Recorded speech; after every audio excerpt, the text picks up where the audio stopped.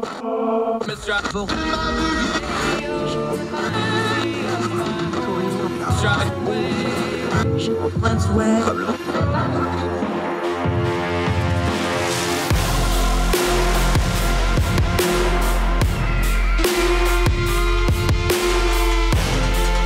your host, Andrew Donaldson. This is Heard Tell.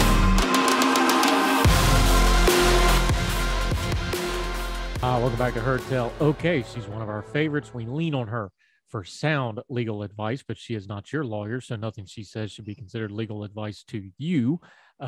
Senior editor at ordinary-times.com, a member of the bar in good standing. She's a lawyer. She's smarter than us. We're going to have her explain this ruling to us like we're 5 years old. Em Carpenter back on Heard Tell. How are you, ma'am? I'm very well, Andrew. Thank you. How are you? I'm just having a habeas kind of day. How about you? I've had better. Okay, so the Supreme Court came out with this ruling.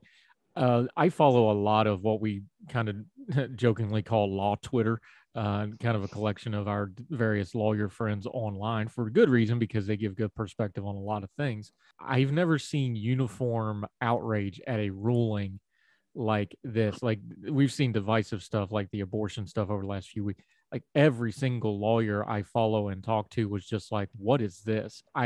Was that the same reaction you got from this court ruling in this Arizona Department of Corrections ruling? Oh, yeah. Yeah, it made me very angry. It was, I've been very angry at the Supreme Court a lot lately, and this one may have put me over the top. I've defended the court as an institution quite a bit over the years, and argued against saying that all justices are partisan and that they're only ruling in their ideological druthers, and this makes that very difficult to continue. Okay, what is it about this case? Because, and by the way, this was progressive lawyers, this was conservative lawyers, like all of them were like, we don't like this one. So let's get into the nitty gritty of this ruling. It was a 6-3 ruling. Just where do you even want to start with this? Because it's complicated. You basically have two guys that are on death row out in Arizona. This is not a conviction hearing. This is a hearing about their representation. Walk us through it kind of slowly so we're not know what we're dealing with before they get to the Supreme Court. Why is this kind of a hearing important? Explain habeas to folks and kind of just give us the background here. Okay. Yeah. So let's say you're on trial in state court for a crime and you have a bad lawyer, doesn't investigate your case, crucial facts that could show your innocence. They're never presented to the jury. So this and lots of mistakes are made. You're convicted. You go to prison. You go through all your direct appeals, the appeal stage right after trial, and you lose them all. So your conviction at that point is final. And now you are in what they call the post-conviction stage. And that's kind of confusing maybe to a layperson, because you probably think of conviction is happening when the trial is over and you're found guilty, you're convicted. But technically, you're not post-conviction until all of your direct appeals are exhausted. Usually that means you've gone all the way up to your state's highest court, their state Supreme Court, and all of your appeals have been denied. Your conviction is final. So now you're in the post-conviction stage, and most state courts allow you to file a petition for post-conviction relief. And some states call it a habeas, and it's also called a habeas at the federal level, habeas corpus, petition for writ of habeas corpus, which is basically get me back before the court. I have things that I want to raise. So you file for your post-conviction relief in state court, and you have a new lawyer, but he's also a bad lawyer, and he doesn't bring up the fact that you had a bad lawyer at your trial. In other words, he does not raise the ineffective assistance of counsel argument for you at your post-conviction hearing. So you exhaust your state post-conviction efforts, and you've lost those, and you now have to move on to the next stage, which is to file a habeas corpus in federal court. And finally, you say, hey, my conviction is wrong because I had an ineffective lawyer who did not do their job. Now, normally, you cannot raise an issue for the first time at the federal habeas proceeding. If you didn't raise it in state court, then you have forfeited your right to bring it up in federal court, and that's called procedural default. But back in 2011, in Martinez versus Ryan, the court had said there was an exception to this, and that's the Sixth Amendment right to counsel, and that makes sense. If your post-conviction lawyer failed to argue that your trial counsel was ineffective, then your post-conviction lawyer was also ineffective. So it's not really your fault that the issue wasn't raised. So Martinez says you can go ahead and raise it for the first time during your federal habeas petition. So here comes Justice Thomas and his merry band of conservative justices in this week's opinion, and they say that Martinez may allow you to bring that claim of ineffective counsel that your previous bad lawyers didn't raise, but we're not going to let you present any evidence to prove it. So let that sink in. You can go into court and say, but I didn't have an effective lawyer, and the courts won't let you put any evidence on. So what is the chances, do you think, that they're going to agree with you that you had an effective lawyer at trial when they're not going to let you prove that in any way? So, but the court is relying on USC 2254E2, which is the Anti-Terrorism and Effective Death Penalty Act from 1996, which is the law that says a federal court can't hold an evidentiary hearing on a petitioner's claim that was not brought up in state court. But that law was in effect in 2011 when Martinez came out. So Martinez, kind of recognized an exception to that. But here's the rub. There is no constitutional right to counsel for post-conviction proceedings. Once your direct appeals are done and your conviction is final, you don't have that triggered Sixth Amendment right to counsel for a habeas proceeding. They're actually considered like quasi-civil procedures. So, your lawyer in that stage, if they mess up, the court says that's attributed to you. It's not actually your fault, but it's now your fault legally. Your lawyer's poor performance is your fault. And that's not actually a new concept. A lawyer's mistakes can be held against their clients. That's not unusual. If you somebody files a lawsuit against you and you hire a lawyer and they drag their feet and don't file an answer in time and you get a default judgment against you, it's held against you even though it was your lawyer's mistake. That's not a new concept, but there has been an exception when the mistake is because of a constitutionally ineffective counsel. So what the court said here in this opinion is that because there is no right to counsel in a habeas or in post-conviction relief, then it can't be a constitutionally ineffective counsel argument because you didn't have a constitutional right to have that counsel, even though the ineffectiveness is going back to your trial court. The fact that your post-conviction lawyer didn't bring it up is not ineffective counsel constitutionally. So that's the crux of this case.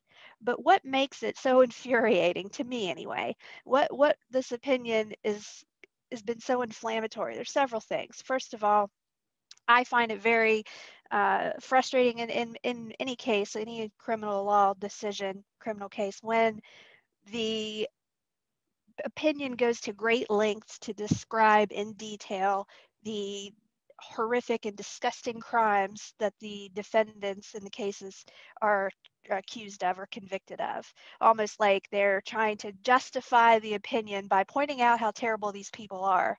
And that's the case in this. These are two men facing the death penalty. They're two different cases, and they have horrific facts laid out. It's not necessary. The criminal law, the system applies to you no matter what you're convicted of. So the fact that they lay out in detail the terrible things that these men are charged with, that's number one. That's just inflammatory. One of the things that I saw on Twitter, which was, so I know I'm not the only one who was disgusted by it, is there is a footnote in Justice Thomas's opinion. It was Justice Thomas who wrote this.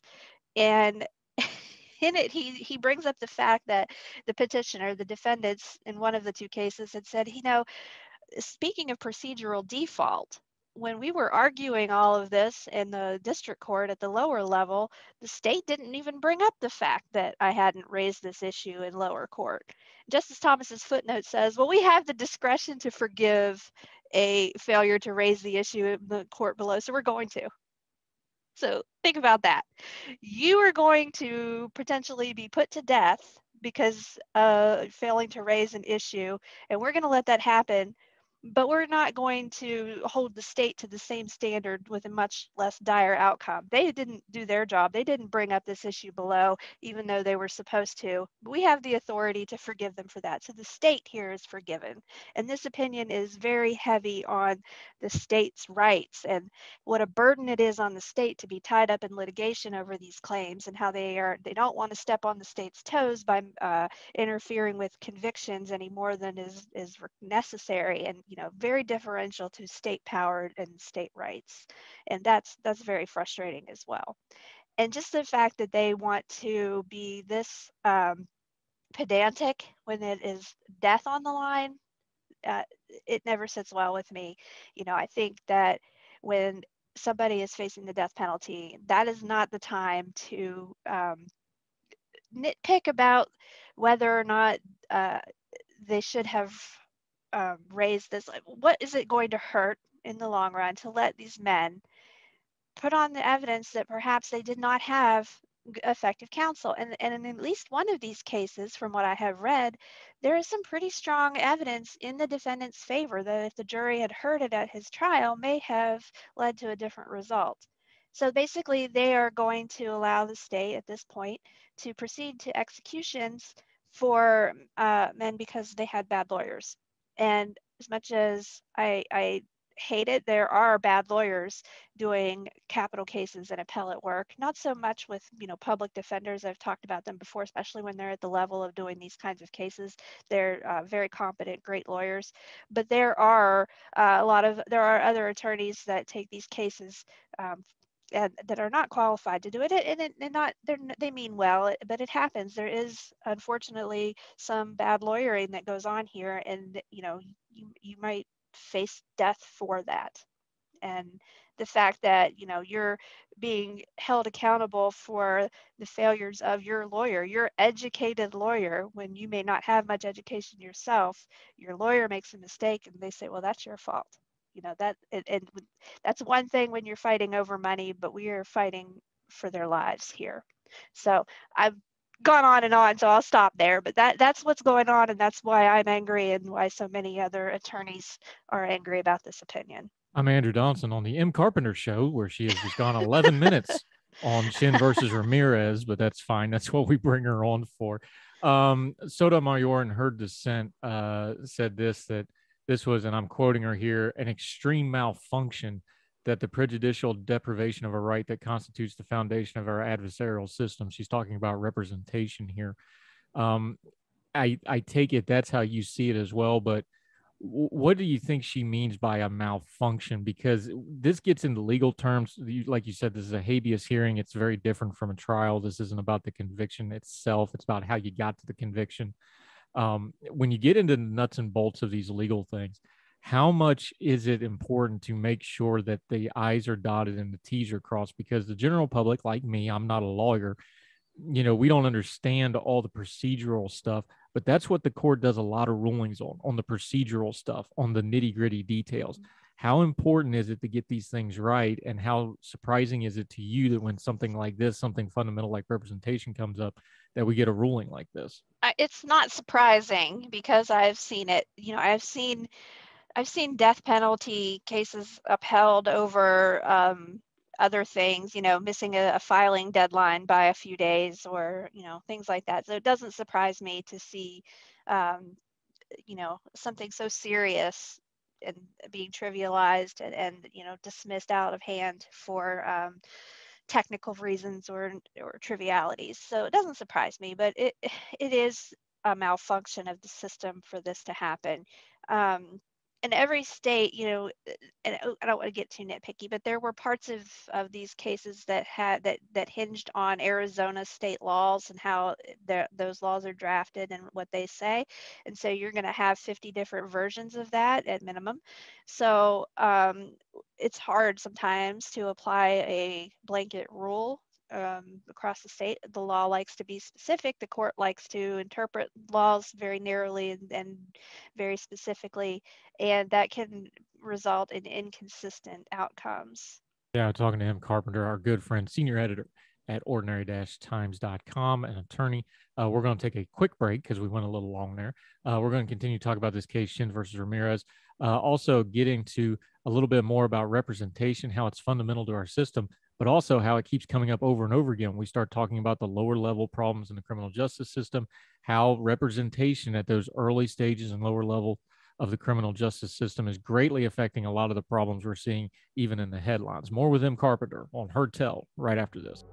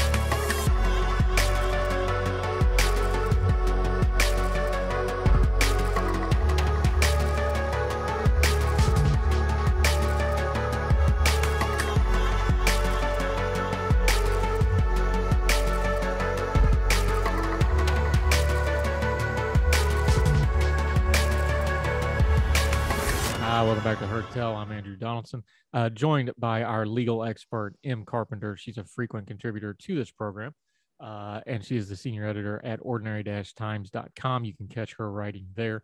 Let's get to some basics here because this Supreme Court case is about representation. How big of a problem is representation in the criminal justice system right now? You've been a prosecutor. You've done like all attorneys have to do. You've done work as a public defender type work where you have to do the pro bono work. How big a problem is this? Because when we start talking about things like bail reform, we start talking about things like pretrial confinement, we start talking about how the criminal justice system does a better job of making criminals than deterring criminals. A lot of those streams start crossing and kind of have their headwaters with representation, don't they? Yeah. It's one thing when you have an inexperienced attorney representing you in traffic court. The consequences are not so dire, the stakes are not so high, and we have to learn somewhere, right? Criminal attorneys don't just go into court their first time with knowing all the ins and outs and not ever going to make a mistake. But when we're talking about more serious crimes where the stakes are higher, where we're talking about life in prison or death, there needs to be the most effective counsel possible in these cases. And the people who dedicate their lives to this kind of work are generally very competent and very well versed in these cases, and they're going to do a great job. Even the best lawyer makes mistakes, okay? And so even the best lawyer at a trial could lead to a valid ineffective assistance of counsel claim. So it's not necessarily that the lawyers were bad or negligent, although that is definitely the case at times. It's just there's so many little things, mechanisms in the courtroom that can lead to an error. Judges are reversed all the time, and they're supposed to be the legal expert in the room, but they make mistakes. There's always going to be mistakes. So I think that that's the area where there needs to be deference, and to not even listen to the evidence that the defendant has, or the argument that they have of that, listen, there's all this evidence out there. My lawyer didn't even bring it up. And when you have, in these cases, multiple levels of attorneys who have failed to bring that evidence up, I think you want to look at, why did that happen? Were they lacking in funds to hire an investigator? Did they not have the money to pursue those avenues? And it's always a quirk of the system, especially if you're a court-appointed attorney, which a lot of them are in these cases. When you want money for something, when you need an expert or you need an investigator, who decides whether or not you get that money? The state. the judge, the state, the very system that whose mercy your client finds themselves at. They decide whether or not you're going to get those funds. You have to ask the judge. And the prosecutor has the opportunity to stand there and argue against it, you know, and that's a serious disadvantage to a defendant in our system. How much pretrial confinement and simple procedural stuff could be cleaned up by changing how that system of representation works? I know there's not enough lawyers to go around, and there's especially not enough good lawyers. And I'm not trying to disparage anybody, but same thing with basketball coaches or shoe salesmen or whatever. You know, there's the really good, and then there's the really bad, and there's this vast gulf in between on the spectrum of good to bad, right? It's like any other profession. There's only so many good ones to go around. Is there any kind of reform or regulatory or legislative thing we can do here to take that burden off? Because it sure seems to me that a lot of the issues we're having in the criminal justice system starts there at those entry level kind of, you know, the initial hearings, the indictments, things like that.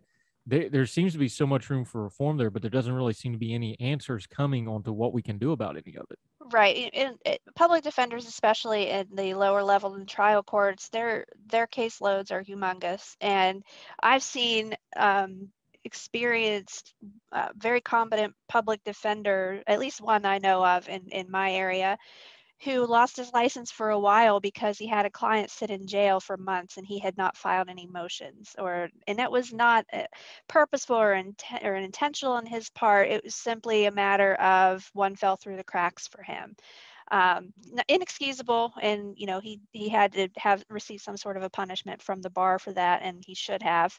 But when you overload lawyers with cases like this, that's what's going to happen.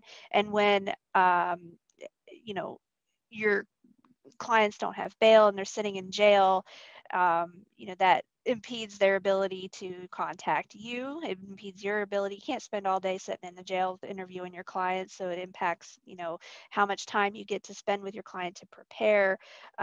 It definitely clogs up the system. So I think bail reform on lower level cases is definitely an avenue, and in some higher level cases, depending on the facts of the case and what they're actually charged with. Now, do I do I think that anyone charged with capital murder is going to find themselves in a position where they should have bail reform applied to them and that they're not going to sit in jail? Probably not going to ever happen.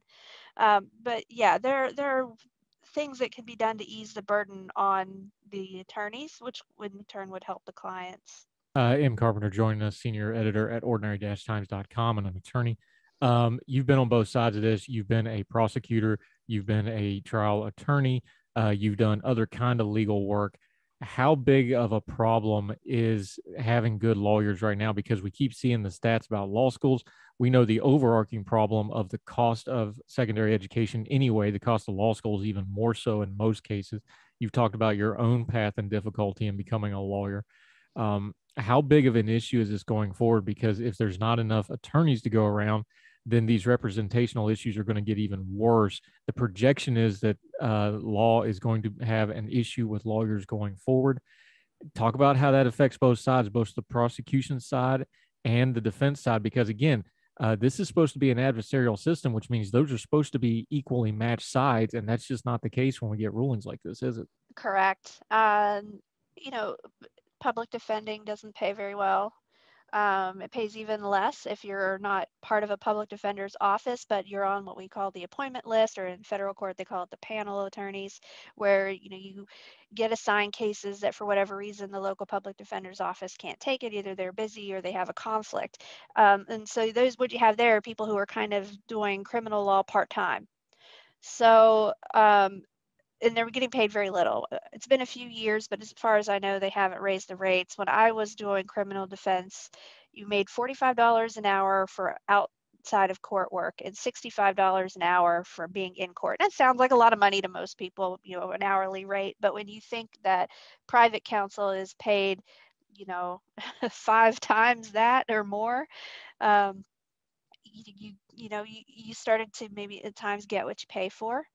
Um, and so if you have inexperienced lawyers or lawyers that come into that profession and they find out they're not going to make good money there, they're going to go do something else.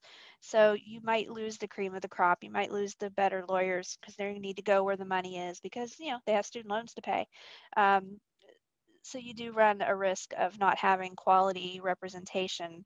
And when you don't have quality representation on the defendant's side, that means that the prosecution side, you have the potential for errors there. If you don't have a defense attorney to stand up and object or to stop a prosecutor from making a mistake that violates that defendant's rights, what's supposed to happen, and often does happen, is that person's conviction is going to be reversed on the other end because there wasn't a competent defense counsel to raise the issue or effectively in court. And so, the prosecution is going to end up losing out hopefully when a appellate court looks at that case. So, you need good lawyers on both sides, and prosecutors' offices pay a little more than criminal defense public defenders' offices, but it's still not a lot of money comparatively in the legal profession. Back to where we started with the Shinn versus Ramirez case. What kind of case law is going to have to articulate through the system to get something like this reviewed again? Because now it's done. So now we're back to that precedent word again. This is going to be the standard for a while. What kind of case law would it take to get this reviewed again by maybe a future court or a re-examining of this court? I don't think the future is in case law for this issue. I think it's a legislative issue. I think that the statute that they relied on is what they need to revisit here. There are two exceptions in that statute for when the underlying lower court, not being raised in the lower court, can be excused. And this court says that these two individuals, their situations don't fit either of those exceptions. It would not be difficult to add an exception to that would include when counsel is ineffective. My concern is with that Sixth Amendment right to counsel when they're saying, well, you didn't have a right to counsel at this stage, so any errors that lawyer made are your fault. Whereas if that had been in the trial court at that level, the errors would be the lawyer's fault and not held against the defendant. So my worry is that would be expanded, that we'll start looking at that right to counsel with less reverence than we do now. Yeah, Em Carpenter, always excellent stuff. One of our favorite people, senior editor at ordinary-times.com. Let folks know where your Twitter feed is because we can't get you to write anything to save our lives lately because I'm joking. She's busy saving the world with her day job right now, but she'll be back soon. Let folks know where they can find your old stuff at Ordinary Times and your social media. You're one of the best Twitter follows out there. So share that with folks until they get you back on Her Tell again. Sure. Yes, you can find my writing at ordinary-times.com. And I know I'm not as prolific as I would like to be or as I used to be, but like you said, I am busy. So I owe you something one of these days soon, I promise. But yes, please do find me on Twitter at WVEsquires. That's ESQUIRESS. And give me a follow so that I can catch up with Andrew someday. Well, we all have to have dreams. Em Carpenter, we always appreciate your time. Thank you so much for the legal insight. And we'll have you back again soon. Next time the Supreme Court does something really hot, which is probably going to be next Tuesday, because we got a couple more Tuesdays of this court term to go yet. All right. Thank you so much. Thank you, man.